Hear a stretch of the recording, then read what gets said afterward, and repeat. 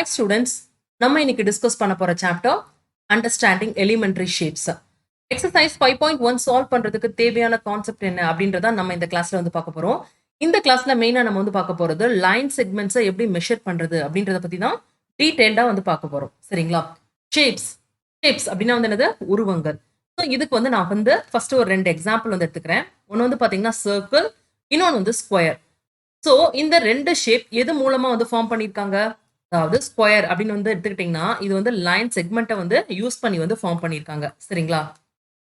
So line segment, இது ஒரு line segment, இது ஒரு லைன் செக்மெண்ட், இது ஒரு லைன் செக்மெண்ட், இது ஒரு லைன் செக்மெண்ட். சரிங்களா? ஸோ இதை யூஸ் பண்ணி ஃபார்ம் பண்ணாதான் இந்த ஸ்கொயர்.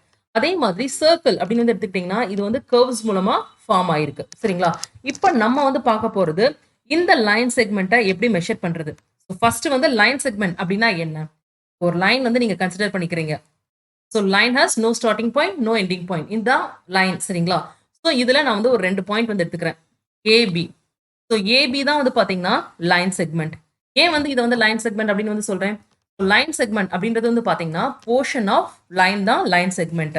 அதாவது லைன்ல வந்து ஒரு போர்ஷன் தான் லைன் செக்மெண்ட் அப்படின்னு வந்து சொல்லுவாங்க. சரிங்களா?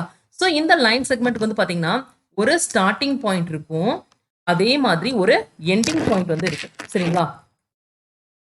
ஸோ ஏபி நீங்க வந்து ஸ்கேலை யூஸ் பண்ணி மெஷர் பண்ண முடியும். ஏபி அப்படின்னு வந்து எடுத்துக்கிட்டீங்கன்னா இதோட லென்த் வந்து பாத்தீங்கன்னா 5 சென்டிமீட்டர், 3 சென்டிமீட்டர் இந்த மாதிரி நம்மளால மெஷர் பண்ண முடியும். சரிங்களா?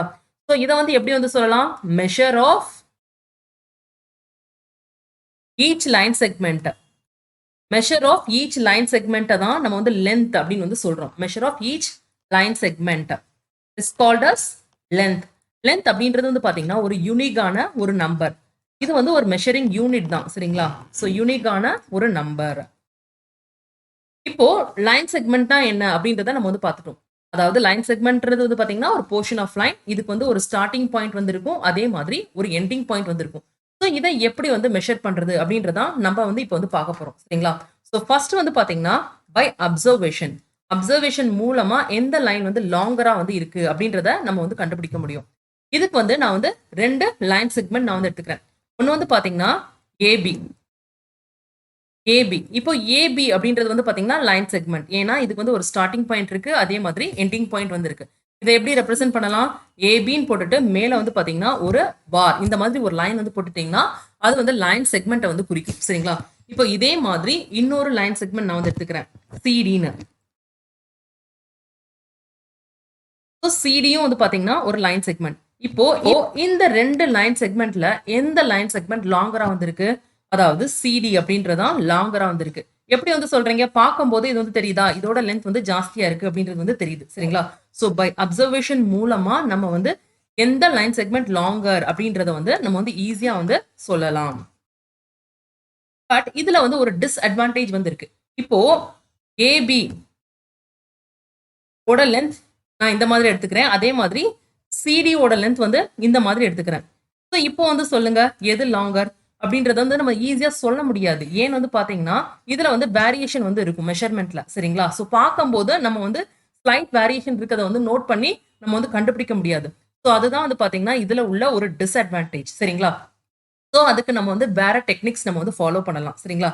So second method of measuring line segment என்னன்னு வந்து பாத்தீங்கன்னா பை ட்ரேசிங். ட்ரேஸ் எடுக்கிறது சொல்லுவோம் பாத்தீங்களா? சோ அதுதான் இந்த மெத்தட். இப்போ நான் வந்து இதுக்கு வந்து ஒரு 2 லைன் செக்மெண்ட் அதே மாதிரி கன்சிடர் பண்ணிக்கிறேன். ஒன்னு ஏபி, இன்னொன்னு வந்து பாத்தீங்கன்னா சிடி. இப்போ என்ன பண்ணணும்னா அதாவது ஒரு பேப்பர் எடுத்துக்கோங்க. பேப்பர் எடுத்ததுக்கு அப்புறம் அந்த பேப்பர்ல இந்த ஏபியை வந்து அப்படியே ட்ரேஸ் பண்ணுங்க. சரிங்களா? ட்ரேஸ் பண்ணதுக்கு அப்புறம் ட்ரேஸ் பண்ண பேப்பர் எடுத்துட்டு போய் சிடிக்கு மேல பிளேஸ் பண்ணுங்க. சரிங்களா? ட்ரேசிங் பேப்பர், சோ அதனால கீழே இருக்கிறது வந்து விசிபிளா வந்து தெரியும். சோ இதோட சின்னதா இருக்கா இல்லைன்னா இதோட ஜாஸ்தியா இருக்கா அப்படின்றத பார்த்து நம்ம எது வந்து லாங்கர் அப்படின்றத வந்து இந்த மெத்தட் மூலமா நம்ம வந்து கண்டுபிடிக்கலாம். பட் ஆனா இதுவும் வந்து பாத்தீங்கன்னா ஒரு அக்யூரேட்டான மெத்தட் வந்து கிடையாது. சரிங்களா? சோ அதுக்கு தான் நம்ம என்ன பண்றோம்னா தேர்ட் மெத்தட் வந்து போறோம். சோ தேர்ட் மெத்தட்ல என்ன யூஸ் பண்ண போறோம்? By divider and ruler. By divider and ruler. உங்களோட ஜியோமெட்ரி பாக்ஸ்ல வந்து பாத்தீங்கன்னா ரூலர் வந்து இருக்கும். ரூலர்னா ஒன்றும் இல்லை, ஸ்கேல தான் ரூலர் அப்படின்னு வந்து சொல்றாங்க. டிவைடர் வந்து பாத்தீங்கன்னா காம்பஸ் மாதிரியே வந்து இருக்கும். ஸோ இந்த மாதிரி வந்து இருக்கும். பார்க்கும்போது இங்க வந்து பாத்தீங்கன்னா 2 நீடில் மாதிரி வந்து இருக்கும். சரிங்களா? ஸோ அதைத்தான் வந்து என்னன்னு சொல்லுவாங்க? டிவைடர் அப்படின்னு வந்து சொல்லுவாங்க. இப்போ ரூலர் வந்து எடுத்துக்கிட்டிங்கன்னா அது எப்படி வந்திருக்கும், அரை அடி ஸ்கேல் அப்படின்னா எப்படி இருக்கும்னா இந்த மாதிரி வந்து இருக்கும். 0ல இருந்து 15 வரைக்கும் நம்பர்ஸ் வந்து இருக்கும். சரிங்களா? ஸோ இதுல வந்து பாத்தீங்கன்னா எல்லாமே சென்டிமீட்டர்ஸ்ல வந்து ரெப்ரசென்ட் பண்ணியிருப்பாங்க. 0 சென்டிமீட்டர், 1 சென்டிமீட்டர், 2 சென்டிமீட்டர், 3 சென்டிமீட்டர் இந்த மாதிரி அப் டு 15 சென்டிமீட்டர் வரைக்கும் இருக்கும். சரிங்களா? அடுத்து 0 to 1 இருக்கு பாத்தீங்களா? ஸோ இத குட்டி குட்டியா வந்து டிவைட் பண்ணியிருப்பாங்க ஒரு 10 யூனிட்ஸா. ஸோ அந்த யூனிட்ஸ் என்னன்னு வந்து சொல்லுவாங்க? மில்லிமீட்டர் அப்படின்னு வந்து சொல்லுவாங்க. அதாவது 10 மில்லிமீட்டர் வந்து பாத்தீங்கன்னா 1 சென்டிமீட்டருக்கு வந்து ஈக்குவல். ஸோ இதுதான் ஸ்கேல்ல நீங்க வந்து பார்க்கக்கூடிய டீடைல். அடுத்து டிவைடர் அப்படின்னு வந்து எடுத்துக்கிட்டீங்கன்னா அதுல வந்து என்ன இருக்கும்னு சொல்லியிருக்கேன் ஏற்கனவே 2 நீடில் மாதிரி வந்து இருக்கும். சரிங்களா? இப்போ ஒரு லைனை நீங்க மெஷர் பண்ணணும். சரிங்களா? அதாவது லைன் செக்மெண்ட்டை வந்து மெஷர் பண்ணணும். ஏபி அப்படின்ற லைன் செக்மெண்ட்டை மெஷர் பண்ணணும்னா ஃபர்ஸ்ட் என்ன பண்ணணும், இந்த டிவைடர் வந்து எடுத்துக்கோங்க. அதாவது ஒரு பாயிண்ட் இருக்கு பாத்தீங்களா, ஒரு பாயிண்ட் நீடில் அதை எடுத்துட்டு போய் ஏல வந்து பிளேஸ் பண்ணிக்கோங்க. சரிங்களா? ஸோ இந்த மாதிரி பிளேஸ் பண்ணிக்கோங்க. அடுத்து அதை வந்து எக்ஸ்டெண்ட் பண்ணுங்க. எக்ஸ்டெண்ட் பண்ணிட்டு அதோட இன்னொரு எண்ட் இருக்கு பாத்தீங்களா, அந்த எண்டை கரெக்டா பில இந்த பாயிண்ட்ல வந்து படுற மாதிரி பிளேஸ் பண்ணுங்க. சரிங்களா? ஸோ இந்த மாதிரி இருக்கணும் அந்த டிவைடர். இப்போ ஓப்பன் ஸ்டேட்ல வந்து இருக்கு பாத்தீங்களா, இதை அப்படியே இப்போ வந்து பாத்தீங்களா இந்த டிவைடர் ஓப்பன் ஸ்டேட்ல வந்து இருக்கு. இதை அப்படியே அசையாம ஸ்கேல் கிட்ட கொண்டு போயிட்டு அந்த பாயிண்ட் ஏ வந்து இருக்கு பாத்தீங்களா, ஏ 0ல வச்சுக்கோங்க. சரிங்களா? ஸோ பி எங்க மீட் ஆகுது அப்படின்றத வந்து பாருங்க. இங்க வந்து ஒரு 8 சென்டிமீட்டர் வந்து இருந்ததுன்னா 0 to 8. ஸோ அப்படின்னா ஏபியோட லென்த் வந்து பாத்தீங்கன்னா 8 சென்டிமீட்டர் அப்படின்றத நம்ம வந்து சொல்லலாம். சரிங்களா? இன்னொன்னு ஸ்கேல்ல வந்து நீங்க வந்து நோட் பண்ணும்போது நம்ம வந்து கரெக்டா வந்து நோட் பண்ணணும். சரிங்களா? இப்போ இங்க 0 to 8 வந்து இருக்கு. இப்போ 8 சென்டிமீட்டர் நீங்க நோட் பண்ணணும். ஸோ எப்படி வந்து நோட் பண்ணணும், உங்களோட ஐ சைட் வந்து இருக்கு பாத்தீங்களா, உங்களோட கண் பார்வை. ஸோ கண் பார்வை வந்து அதாவது இந்த மாதிரி தள்ளி இருந்து நோட் பண்ணக்கூடாது. ஸோ இங்க இருந்து நீங்க சைட் நோட் பண்ணக்கூடாது. உங்களோட ஐ சைட் எங்க இருக்கணும், ஸ்ட்ரெயிட்டா வந்து இருக்கணும். அதாவது அந்த பாயிண்ட்டுக்கு ஸ்ட்ரெயிட்டா வந்து இருக்கணும். ஏன்னா சைட் வைஸ் நீங்க நோட் பண்ணும்போது உங்களுக்கு 7.9 காமிக்கலாம், அப்படி இல்லைன்னா 8.1 காமிக்கலாம். நேரா கரெக்டா வச்சு பார்க்கும்போது தான் உங்களுக்கு வந்து 8 அப்படின்ற மெஷர்மெண்ட் வந்து கரெக்டா வந்து தெரியும். சரிங்களா?